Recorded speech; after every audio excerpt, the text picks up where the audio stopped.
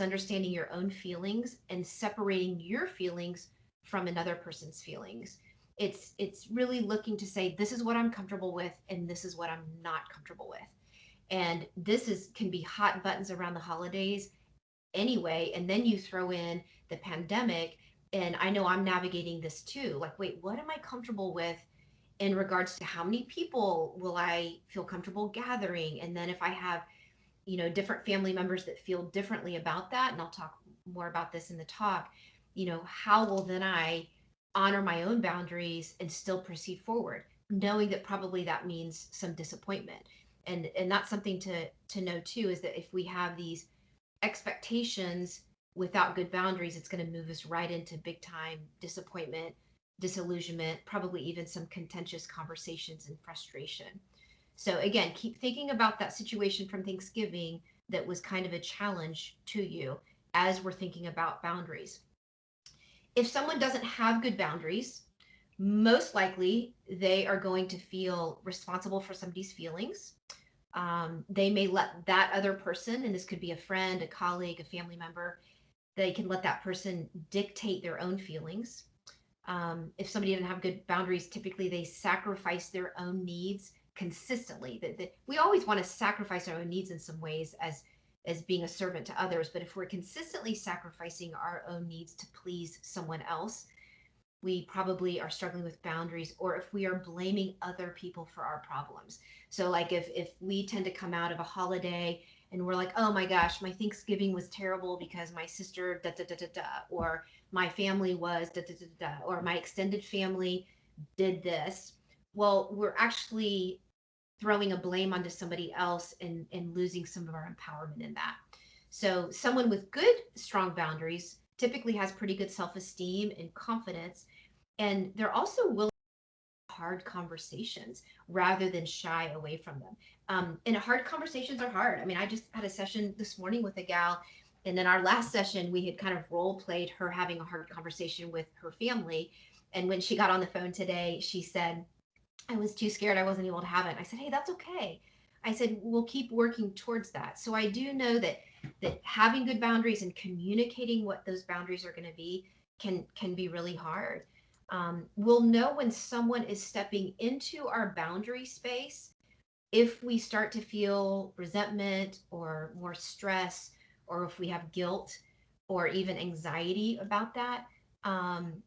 If we start to feel like we're getting taken advantage of or not appreciated, that tends to be pushing into our space. Sometimes in my office, I have a legal pad that I take notes on, and if I'm trying to help somebody understand boundaries and somebody keeps pushing into their boundaries, I have them hold that legal pad in front of them, and I literally knock on it with my hand, and so it makes this kind of knocking noise.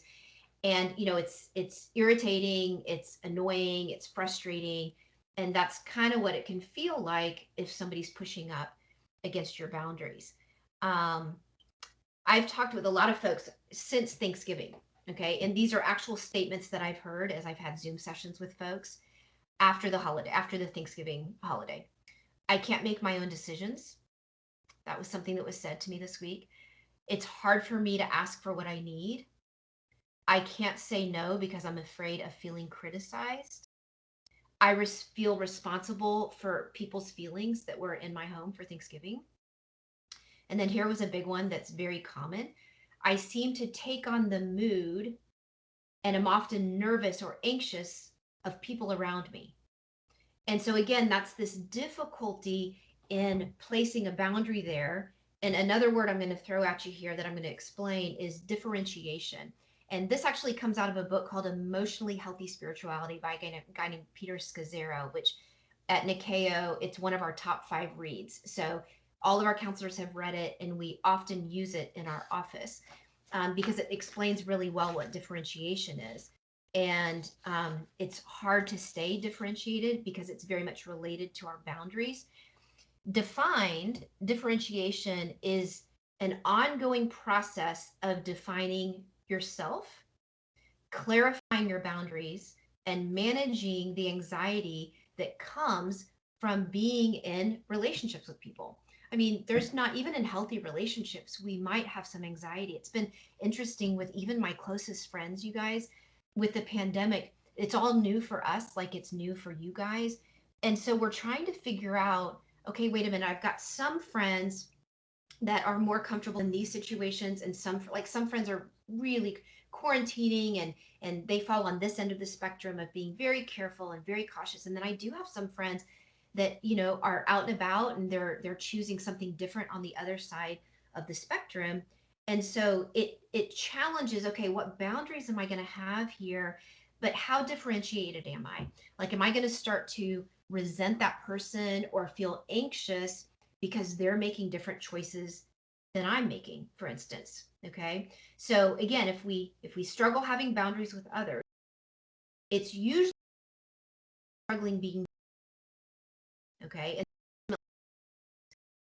And we will struggle with differentiation. I'm going to pull up some hot topics, although I'm not going to make it political, but we can kind of pick up on how differentiated a person is with their how their buttons are going to get pushed when we live in a highly polarized world right now. Okay, so again, whatever your political party, whatever your religious affiliation, if we get real hot about that, and it doesn't mean we can't have opinions, and really hold firm to things that we feel like God's convicted us of, but if we move into that in such a way that we're no longer okay with people in our lives, maybe people that we've actually been really close to or we love, but we're no longer okay with them because they hold a different view than we hold, that's when we really need to look and kind of hold up a mirror to ourselves to say, wow, I'm not, and again, I realize it sounds kind of like a counseling term, but it's not being differentiated. Out of that book, Emotionally Healthy Spirituality, Peter Scazzaro actually has a 0 to 100, what he calls a differentiation scale. And the goal is to get, as we go through life and as we grow in our emotional and our spiritual maturity, the goal is to have a wider margin for people that are different than us. And so, just to give you an example, I'm going to read. I'm actually holding this sheet in my hand, and so Scazzaro does say that the majority of people fall somewhere between like 25 and 50. So, if you were to pick up this book and look at this scale, and I say this to gals that I meet with, guys and gals that I meet with all the time, hey, don't beat yourself up if you're like, holy cow, like I'm only probably between 25 and 50, because Casero says very few people fall between 75 and 100 on the scale. So the goal is to be higher up in the scale. But here's some characteristics of somebody that's kind of lower on the scale. They're typically emotionally needy and highly reactive to others. Much of their life energy is spent trying to win the approval of others. They typically have overly dependent marital relationships. They don't do as well, or they do quite poorly in transitions, in crisis, and life adjustments. So again, and I certainly know people in my life that are all over the scale, especially in the pandemic, struggling showing that resilience. And so as we move up higher on the scale, we'll see that people that are higher up can state their beliefs calmly without putting others down. They can allow their children to progress through developmental phases into adult autonomy, and they do that pretty well. People that are higher up on the scale can stay in relational connection with others without insisting that they see the world the same way. The highest end of the scale, these are folks that are sure of their beliefs, but they are not closed in their thinking. They can listen to people without reacting, and they can communicate their own ideas and beliefs without antagonizing others. They can respect others without having to change them, and they are able to maintain a non-anxious presence in the midst of stress and pressure. So again, don't beat yourself up, because this is some of what I'm wanting you guys to do, is some self-reflection here of, first, how has the into that, which it's pushed into that for me too, and then throw the holidays on top of that. And you guys might be hearing this being like, oh my gosh, I am not doing well with differentiation. And so again, this is an opportunity to look at that. Lamentations 3:40 says, test and examine your ways and return to the Lord. And so that's what I'm always doing, is testing and examining my ways, so that when my own anxiety is going up around kind of just the stress that the pandemic has brought, or my own anxiety goes up around What are the holidays going to look like when I have different family members that are falling in different places and how they're handling, just exposure and that kind of stuff. I have to keep going back to, okay, what are my boundaries going to be? And how can I keep working on my differentiation? I'll give you, if any of you guys are on the Nextdoor app, which probably you are, I don't get on it very often because I find that at least in my neck of the woods, I don't know where you guys live, there's a lot of drama that happens. There's a lot of high criticism of other people that happens. It's hard for me to see a lot of mutual respect that happens. Again, I think people are really stressed, and sometimes that stress comes out sideways on other people. I will tell you, and my neighbor actually, I mean, if he was going to post this on Nextdoor, I thought he at least handled it somewhat okay. But he did post a video. So many of us have video cameras and rings and all that kind of stuff. And it was about 11 o'clock at night, and there was a woman walking her two dogs, and he had a political sign in his yard. And I'm sure you guys do in your neighborhood too. And I'm sure you've heard the stories of people taking the signs and all that kind of stuff. So anyway, he had a political sign. And this is a really lovely neighbor, by the way. And actually, we are in different places politically, and we are actually very dear friends. And so you watch this lady. I don't know who this lady is. And she was on the other side of the street of his house, and she literally walks across the street with her dogs and kind of looks around. Is anybody watching? And this is all on camera. And she takes the political sign out of the yard, and you literally watch her go to the sidewalk, and she shoves it into the gutter. And so this is happening a lot. And so my neighbor did post it, and he says, hey guys, but his posting was actually encouraging. He used the term mutual respect, which I'm really big on right now. And he said, hey guys, he goes, I know we are very polarized right now, and we're all in different places with politics and even religion and all that. He says, but I do think it would be good if we can continue growing towards mutual respect. And so again, and then of course he gets reamed for even putting the video. And then some people are like, we're glad you showed the video. I mean, it's kind of like, dang if you do, dang if you don't. But here's what I want to say, and this is not a judgment of this person. I don't know this woman who took the sign. But what I will say is that she was struggling with differentiation. She was struggling with allowing other people to give their opinions of their politicians, and whether they're doing it through just a sign in the yard, or they're sending out emails or whatever. She was struggling with that, and so obviously she broke all the boundaries, went into the person's yard. And so again, it's kind of a simple illustration of just understanding the necessity of recognizing what we are responsible for and what we're not responsible for, and that our goal is actually not to change people.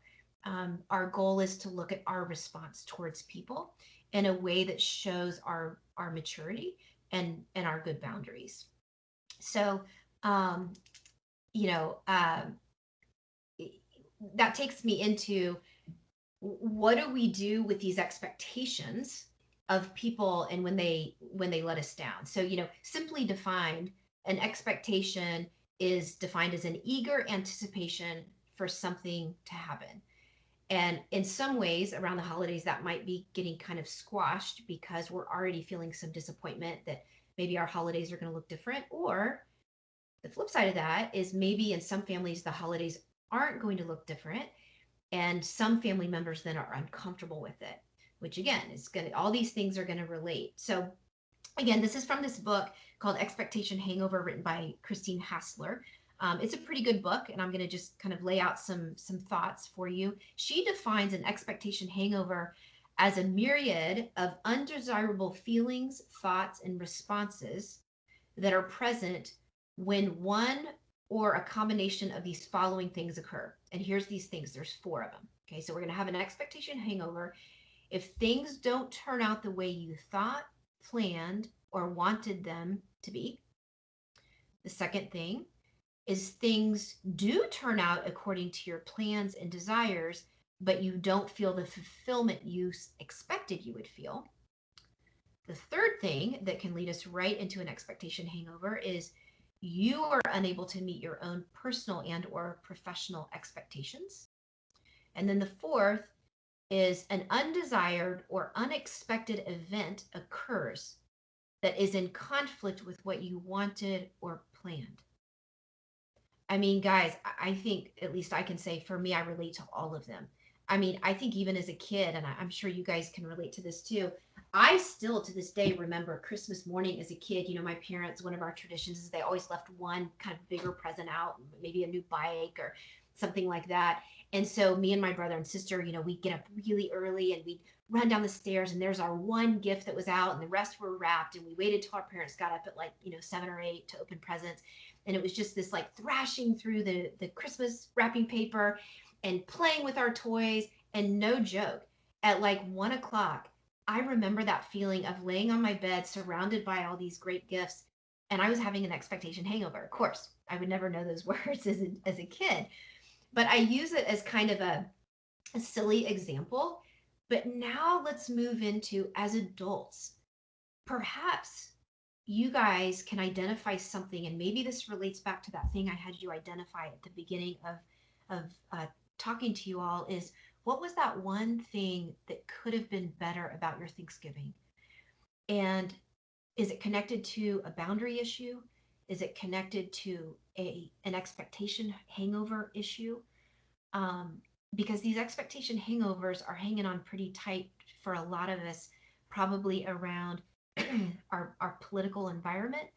Um, you know, if someone in your life, or maybe even you yourself, are struggling with a significant illness, maybe somebody close to you did get COVID, and it was not one of those really easy, resilient cases where they just feel terrible for a couple days and they're okay, but maybe somebody that really, I mean, I'm working with someone that lost her husband to COVID. I mean, that's one of the most terrible things that can happen. An expectation hangover may be about, you know, you have a child that you feel like isn't living up to their full potential. Maybe they're not following Christ, and that's causes you anxiety, or that's really disappointing for you. Maybe your own marriage has some disappointment in it. And by the way, it doesn't mean that your marriage isn't difficult, because all marriages are difficult at times, but that's different than feeling some perpetual disappointment about your marriage. And so, you know, this is where it pulls us into this suffering. And, you know, we can feel depressed, we can feel anxious or have regret.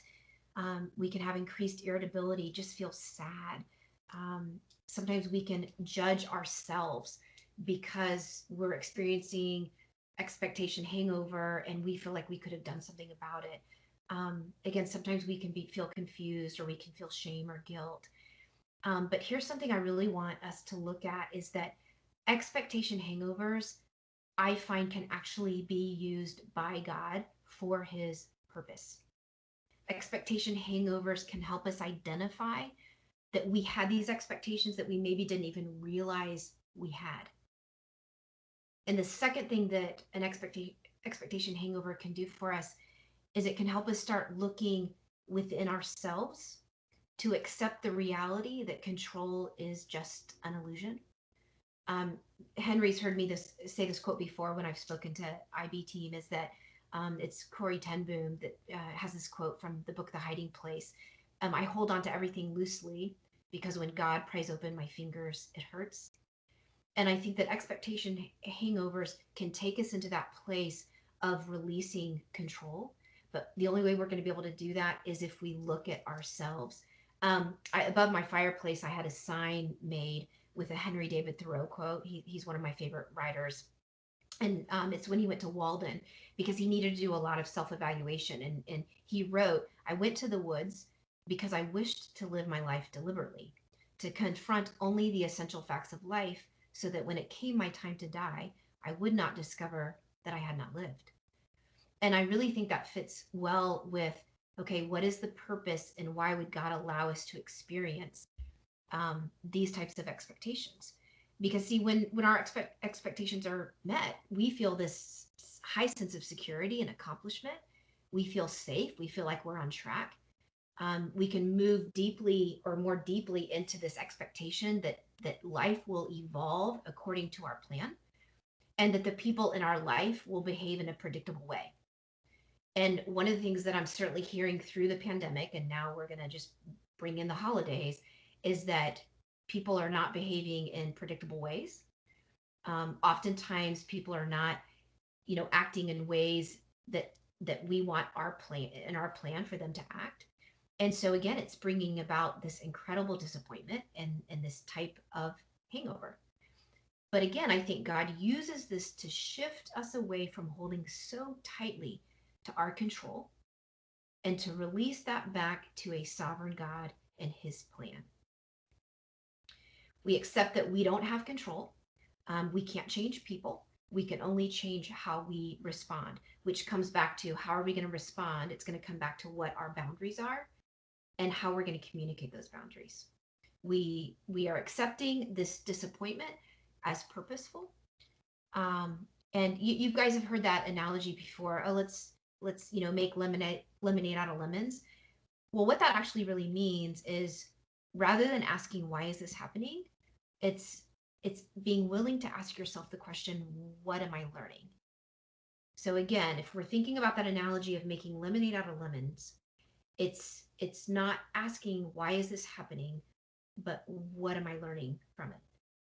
And that's revealing the disappointments, and that's learning to accept those disappointments as a way to learn.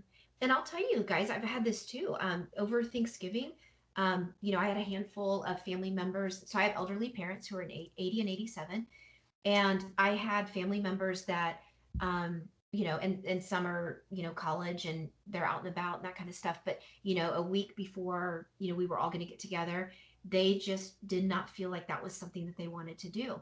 And as I'm sitting here telling you that, I am not bitter about it. I am not resentful. Was I disappointed? Absolutely. Because my Thanksgiving looked really different. But also I have a choice about whether to allow myself to move into kind of this bitterness about it, or whether to accept that, understanding that that was their boundary that they chose, and I can't keep pushing up against it. I wasn't going to sit here and try to convince them to do things differently. I had to move into that expectation, which kind of felt like a hangover.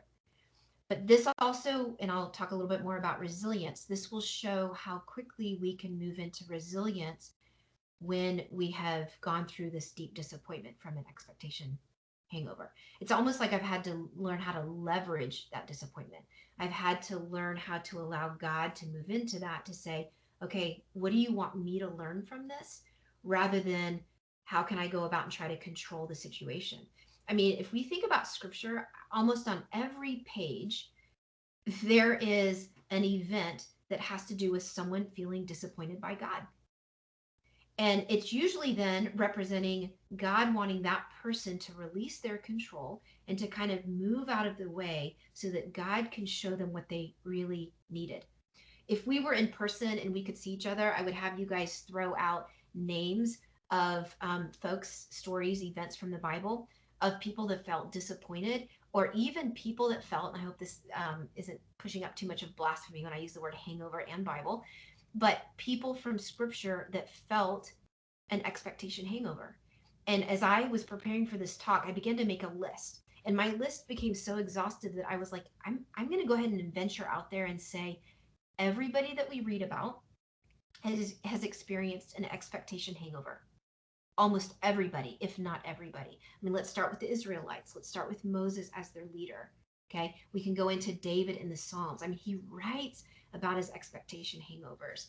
We can go into the New Testament. We can talk about Mary and Martha. I mean, when they thought that Lazarus and Jesus hadn't come soon enough, and then their brother died. And then we can go into Paul when he's saying, oh my gosh, God, will you not take away this thorn that I have? And then somehow we don't see in scripture where God took the thorn away, but somehow we do learn where Paul accepted his life, because he writes when he's still sitting in prison that he's learned the secret of being content in every situation. I think Paul must have had incredible boundaries. We know that Jesus had perfect boundaries, but I think Paul must have been a pretty close second, because he did learn to hold on to things loosely. And I think, again, these are the things that we see people in scripture, how resilient they are. Are they going to just keep fighting and holding on to disappointment? And God doesn't get offended by us asking why. And I think it's okay to ask why, but I think the better question is, what do you want me to learn from it? That I don't understand this, but I'm also willing to learn from it. These things and these curveballs that come our way, actually are purposeful in helping us integrate boundaries, understanding expectation hangovers and how they play out in our lives, and then finding purpose in those disappointments that help us be more resilient. I came across several definitions of resilience, and I thought these three were really good. Resilience is feeling your exhaustion and choosing to move forward anyway. Resilience is simply put, getting back up. It's getting back up, not just after the first fall, not just after the ninth or 10th fall, but after the 700th fall. Resilience. It's finding deep and unexpected reservoirs of strength, even and especially when life throws its absolute worst at you. I really believe that if we can practice better boundaries and understanding understanding hangovers, that it can move us into this resilience. Albert Camus, he's a French philosopher and author, and he wrote something that I thought was just really profound in light of all this. Here's what he writes. My dear, in the midst of hate, I found there was within me an invincible love. In the midst of tears, I found there was within me an invincible smile. In the midst of chaos, I found there was within me an invincible calm. I realized through it all that in the midst of winter, I found there was within me an invincible summer. And that makes me happy, for it says that no matter how hard the world pushes against me, within me, there's something stronger, something better, pushing right back. Now, for me, I think it is my relationship with Christ and the Holy Spirit working in me that helps me and nudges me into better boundaries and into better resilience. I mean, we know from John 16:33 that in this world we will have trouble, but take heart because Christ has overcome. This brings us back to the gospel, and the gospel is the life-saving message of Christ. But out of the gospel comes the hope.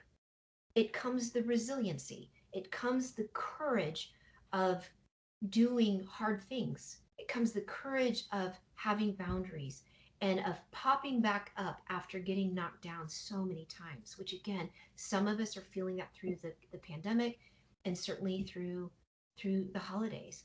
And I think God reveals this through his grace. Eugene Peterson, great writer, he actually passed away a couple years ago. He's written just a slew of amazing books. This is something that he writes about the grace of God. And this is out of his book, Tell It Slant. The grace of God means something like, here is your life. You might never have been, but you are, because the party would not be complete without you. Here is the world. Beautiful and terrible things will happen. Do not be afraid. Nothing can ever separate us. I want to read that again. The grace of God means something like, here is your life. You might never have been, but you are, because the party wouldn't be complete without you. Here is the world. Beautiful and terrible things will happen. Do not be afraid. Nothing can ever separate us. And I think that's just this hopeful message that I want to give to you guys as we're talking about understanding boundaries, understanding differentiation, understanding the purpose and disappointment, and how all these things can bring us right to the gospel so that it's at the forefront of our mind, so that when we can say, yes, in this world we will have trouble. In this world I will have family struggles. In this world I will feel overwhelmed. But take heart, Christ has overcome. And it gives us eternal life and eternal perspective. And that is where our hope comes from. And so that's what I wanted to start off with today. I know that you guys may have some questions, and I want to address a few that I got in advance, and some of them that are on that maybe your question that I'm addressing. And again, I wish I could see you and we could maybe talk more about this. But here's a question. How do I establish boundaries and communicate them in a positive way? And that key is going to be, how do you communicate them in the positive way? And that's why I'm going to take you back to the differentiation scale. And you guys can, find this online, or I can give a copy of it to Henry and he can send it out to you. First, I want you to evaluate your own self. Okay, so don't be quick to like evaluate everybody else and where they are on that scale, but your own self first. But what I find is that if I'm going to establish or communicate a boundary with somebody, I need to pay attention to their kind of emotional maturity and their spiritual maturity, because we see that sometimes this goes south really quickly. And sometimes that won't be even about you and your approach. Obviously, if you approach it defensively, or you're blaming or that kind of thing, it's not going to go well. But if you really using the fruits of the spirit, and you're kind and you're being patient and you are being thoughtful in how you say, hey, here's a boundary that's important to us, then things don't have to escalate at all. My brother, sister, and I talked really well through our boundaries over our Thanksgiving holiday. And none of us were angry. Some of us were sad and disappointed, but it didn't escalate to where it didn't need to. So, again, I think if you can use some of these, helping you identify where you are in being differentiated, and then being really clear on your boundaries and talking about that within your family. What are you guys going to do as a family? Is that going to look different even within your own pod of your family, or is it going to look different with your extended family? Um, that can be really helpful. I do know of folks, and I talk about this within my office, that they can struggle setting boundaries up. Um, they also struggle with negative self-talk, which ultimately is about self-esteem, because self-talk can make or break an experience. Self-talk can make or break making a good memory or not. And negative self-talk is almost always part, by the way, of an expectation hangover. I mean, if we define negative self-talk, it's any inner dialogue that you have with yourself that may be limiting your ability to believe in yourself or your own abilities. And by the way, I think everybody has struggled with the negative self-talk. I'm going to take you back to scripture. I mean, think about all the negative self-talk we can read through people that loved Jesus, and they struggled with negative self-talk. And so, two things with that. First, identify that that's what you're doing. I have people actually make a list of the negative self-talk that they're saying to themselves throughout their day, because I want them to be cognizant of it, to be mindful of it. And then I want them to make a list of the things that they can say, not living in, untruths, but rather than being critical of self, it's changing the narrative a little bit, to where there's something positive that comes out of what you're saying. And so, that can be super helpful. There's a lot of stuff online too, that even just googling through, the impact that self-talk has, especially around the holidays, can be really helpful. Here's another one too. How do you start boundaries with an adult child that is intelligent, but also perhaps manipulative, or has some persuasive arguments against a parent's biblical counsel? And so, here's what I'm going to say, and you might disagree with it, but I'm differentiated enough that it's okay if you disagree with it, and maybe seek other counsel. I think that as children are getting older, parents need to release more of their control over their spiritual lives. Especially as a young child, it can almost, if your kid's young, or even a teenager, and you're squeezing your spiritual beliefs on them, it's almost like squeezing a wet piece of soap, that it can actually cause rebellion, where they're just like, don't push this on me, which is a part of my story. I grew up in a very strong, a little bit rigid Christian family. And so I was rebellious because I needed to come to Christ on my own terms, which I ultimately did a few years later. And so I think that's the same with adult children, is that, parents at some point have to release that control. We can look to Jesus as an example. There is not one example in scripture that I know of where Jesus is running after people to try to convince them of who he is and the life-saving message of his life, and then ultimately his death and resurrection. He never runs after or pushes that. I don't even see him being persuasive, except for in the temple, when the people are selling their goods and totally desecrating the temple. Otherwise, Jesus's messages is if you so choose, deny yourself, pick up your cross, and follow me. And I think there's a lot to be said with that for not forcing, especially adult children, to believe the way we believe. And I think it needs to extend over into politics and financial matters and other ways that we handle our life that doesn't come across trying to force something onto people that we love. It's recognizing that they have their world and their beliefs, and I can still love them and accept them even if I disagree. It's going to take you back to the differentiation scale. So, here's another question. How do I deal with extended family who aren't honest about their lack of social distancing? So here's the reality is you can't make them be honest. Um, I love that my family handled it well this year and that everybody was honest about what they were going to do or were going to do, a week or two before the holidays. So we still had to deal with the disappointment that we were in different places. When it comes to honesty and you can't make them be honest, you then ultimately will have to be the one, you and your family, or I don't know the situation, but um, to make your choices and put your boundaries in place, and those will be based on what you feel comfortable with, even if you have family members that aren't being honest, because I actually know that that's common. Some people are still wanting to make choices that they're okay about, and sometimes they're being dishonest about that. And so I just encourage you to discuss with kind of whoever your inner circle is over Christmas, who that's going to be, and then draw your boundary. When we are differentiated, it doesn't mean that it doesn't hurt our feelings when people disagree with us. It means, though, that we're still going to be okay. And so that's going to be real key there. And I can address that more if I need to. But let's see. How do you discuss boundaries with a parent who goes through your things, goes through your drawers, your cabinets? And so here's what I would say is you want to look to inside yourself. Have you drawn your own boundary with, this parent? Have you said, hey, it makes me uncomfortable? Or maybe even you seek understanding. Is your parent really just being nosy? Is she actually maybe wanting to help you, like wanting to, maybe help clean out things? I mean, I'm not a Pollyanna-ish in this. I certainly know parents and people that are, I call them boundary busters. That it's incredibly inappropriate and disrespectful to go into somebody else's home. It doesn't matter whether it's, a daughter or a parent or a sibling, and you go through their things. It's a terrible boundary.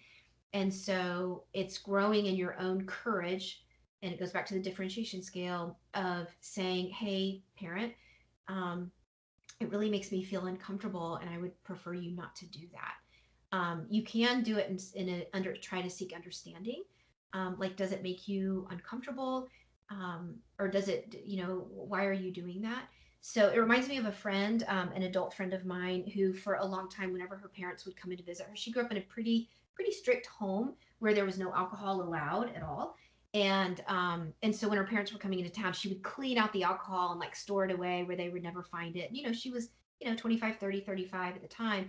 And she realized, oh my gosh, I'm really letting my parents as an adult kind of define me. And so it was just kind of moving into her differentiation that I can learn to be okay, even if my parents disagree with decisions that I'm making as an adult child. So that can be helpful. And again, it goes back to, I would encourage you guys, if you haven't, to read the book Boundaries. It can be really helpful. And even Emotionally Healthy Spirituality, I think, is the top 5 for me. So anyway, I think I answered some of the questions that came in ahead of time, Henry. I don't know if you want to open that up or.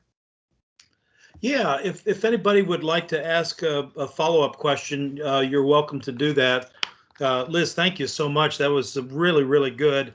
And just to let you all know too that Misty has recorded this session, so she'll let you all know when that's available, so you can glean from this. And if there's somebody in your life that you need to listen to this, maybe while you were listening to Liz, you thought, boy, I wish so-and-so was here. Well, we've got an opportunity for that to happen. So are there any other questions? Boy, Liz, you did an awesome job at tackling it, so I'm not sure if we'll get more, but if there's anyone that has one, feel free to chime in, either in chat or if you want to do it audibly, you can.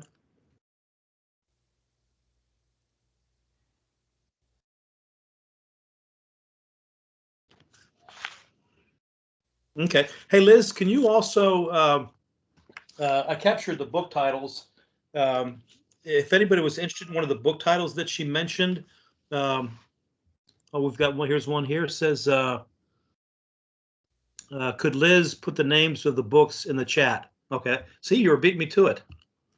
Yeah, so I am on, so I use Zoom, which is a little different than this, Henry. Can I give you these names? I'm not sure. Let me see if I can, actually, I'm Yeah, not, Misty can capture them. where do I put those? Where's the chat up here? If you see the little box at the top that has lines on it, like it's a piece of paper, Yep. if you click on that, Okay. it'll open up the chat box. Oh yeah, sure. Okay, yeah, let me do that right here. Yeah, emotionally healthy spirituality is a must read, guys. And again, you'll find that differentiation scale in there. And you can see them all over YouTube. So if you're not a reader, that's okay. Go to YouTube and Google Peter Scazzaro, and you can find some great stuff on YouTube of he and his wife speaking on this. Okay, so there's one of them. An expectation hangover. Oh yeah, uh-huh. Yep. Yeah. Liz, I thought this was a free talk today, but it's going to cost me some money, I'm afraid. So those sound like some great resources. Yeah. So Expectation Hangover is a secular book, which again, I think secular stuff can be really good. The other two, and Boundaries, of course, by Cloud and Townsend, excellent. It's been out forever. Those two are biblically based. And I'm typing that one in right here as well. Yeah, folks, she also mentioned the book, The Hiding Place. And boy, if you talk about somebody that just had challenges beyond belief, Corrie ten Boom was, her and her family would hide Jews during World War II. They were caught, arrested. When they're arrested, she never sees her family again except her sister Betsy. But the story is just incredibly powerful. And I know Liz has quoted her. I love quoting Corrie ten Boom, and that's another book I would recommend to you called The Hiding Place. Yes. It's just a great encouragement as we live life and the challenges that we face. So I would throw that out as well. Yeah, things about like the book, like The Hiding Place. One of the things that I do is, guys, when I'm feeling overwhelmed too. I mean, I'm not above this. I can feel overwhelmed. You know, I've got stuff in my family too. It's why I love C.S. Lewis's quote: "Think of me as a fellow patient in the same hospital, who, having been admitted a little earlier, could maybe offer some help." I mean, we're just patients. We're just trying to get through this.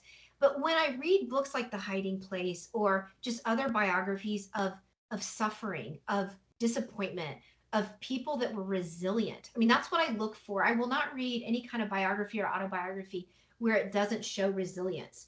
Because if we can read and learn how in the heck was this person resilient through some of the toughest stuff, and it's not to make our problems feel less than. Or I had a client tell me today, she was like, she was tearful and she said, "I'm sorry I'm sharing all this because I know you talk about bigger stuff than this." And I said, don't go there. That's not about comparing, this suffering or disappointment looks like this, but man, Corrie ten Boom's look like this. We just want to read people like Corrie ten Boom to glean wisdom and say, this is what she was able to do. And of course, for her, it was her just incredible, unwavering faith in God, who allows tragedy to happen and then will be there for you to help pick you up. And hopefully we can experience that through this season. Yeah, that's really good, Liz. Hey, so one thing I'll tell you all, if this kind of hit a chord for you this morning, and she said some things that impacted you, and you think that you could use some professional help that beyond the books, feel free to get in touch with us, because we do have a relationship with Nikeo. Liz, how many do you have on staff now? We actually just added our 11th. So we Yeah, have 11 counselors, and boy, there's not a bag egg in the bunch. They all do really, really well. So if you hit a chord today, and whether it's something related to boundaries or something else that you're struggling with, the counseling services that we offer, it's for you as the team member, it's for your spouse, and it's for your children. So feel free to reach out to me if that is something that might be a need for you as well. We had a question: how do you spell counseling? It's Nikaeo. Yeah. Nikao. Okay. My Greek is rusty, so yeah. Oh, we're getting a couple here. Oh, a lot of thank yous. Okay. So, hey, that's all we've got for you today.